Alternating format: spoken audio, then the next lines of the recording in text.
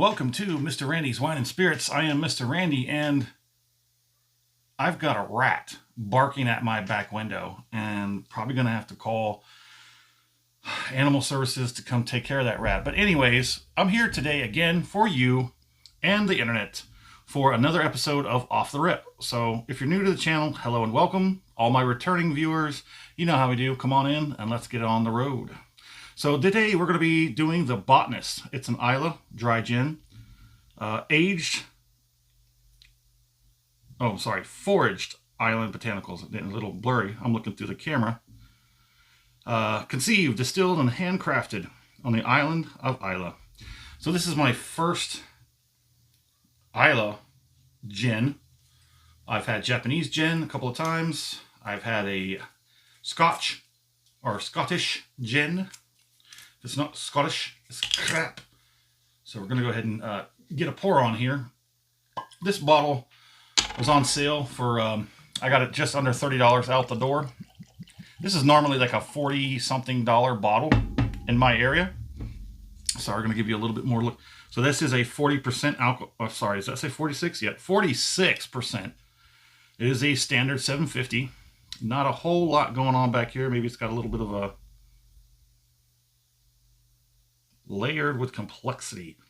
Mr. Randy's been getting into gin quite a bit lately. So let's go ahead and we can bypass this to look on that. So this is the episode 1 of a 3-part episode where I do the review of what's in the bottle. Part 1, off the rip, is where we're at now. Part 2 is going to be the full review. Going to get down about halfway. I'm going to give that libation inside enough time and space to play around, see if it opens up. For better, for worse, it is what it is. I will scrape up as much information as I possibly can and present it to you in a timely manner, hopefully under 10 minutes, because attention spans these days. Kids, right? Anyways, on the nose, it is botanical for sure, but I think it's kind of turned down a little bit. There's not a whole like high punching spiciness. But if you get real deep, you could pull it out. So maybe this is going to take a little bit of time for it to open up to have a better nose. I think the nose is a little too compressed. So once it opens up, I think the nose will get a lot better. It kind of senses like it's a raw on the nose. Yeah, I think that nose will get better once it starts to open up. And the final episode, the part 3 final episode, is going to be all the way down here. The final pour, that's what we call it, the final pour. And we're going to see if that final pour matches up to the first pour and anything in between. Let's go ahead and get this on the palate.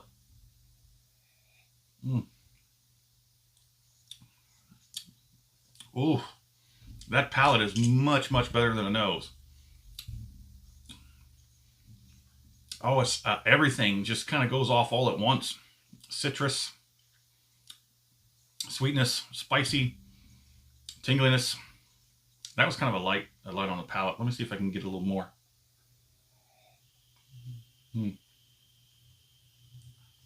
I meant to say I went light on that. Oh yeah, I went light on that first one. Oh, it's all over the place. Everything's lighting up like a Christmas tree. It is that time of year. I'm not sure when this video will make it out there. I'm backlogged. I'm trying to compress. I'm trying to open up the floodgates a little bit more. Let some more out. I think I've got it set to at least 2 videos released every day. And I have probably February.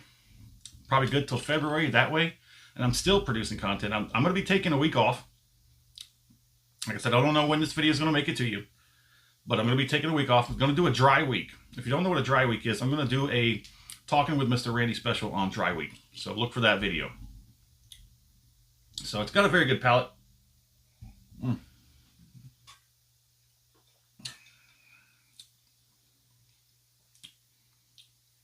Let me go ahead and work a finish on this.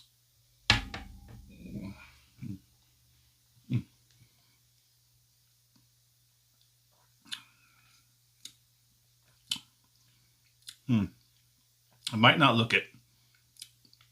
It's got a nice, decent enough viscosity. There's a little bit left in there.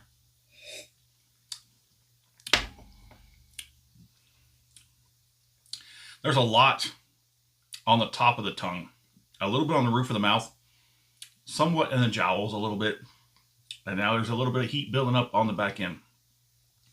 It's not bad. It's a pretty good gin. I'm gonna reserve judgment till we get halfway point and we do the full review. But like I said, I do believe that nose is going to open up and be a little bit better halfway through the bottle. Maybe that palate will actually calm down a bit as well. I think it's a little bit raw right now. It needs a little time to open up. And there's another experiment I want to do where I get a bottle like this that's completely intense on the beginning, but mellows out in the middle and it's kind of flat on the end. Not saying that this bottle will be that way, but on the off the rip, it definitely has some intensity, especially on the palate. That nose will fool you. That palate will not. And then that finish will get you. If you didn't learn your lesson on the palate, that finish will get you. What I want to do is I want to take a whole bottle, crack it open. I want to pour half in one bottle and half in another. A full 75 milliliter bottle that's filled halfway from the off the rip. That way, I'm going to let both of those bottles sit. At least one of them will sit for several weeks. And then once I'm ready, I'm going to pop that cork and I'm going to see if that changes it. Because if that does, that's a game changer. For those bottles that are seriously intense off the rip, but kind of start losing gas as they go, that'd be a game changer. Because then you could actually get the whole bottle just as good. Kind of, not necessarily, you'd have to let it sit for a while, but you got to think ahead sometimes. You know, plan ahead, you get better results. And that's what it is. Let us know what you think in the comments. And thanks for stopping by here at Mr. Randy's Wine and Spirits. Have a good one.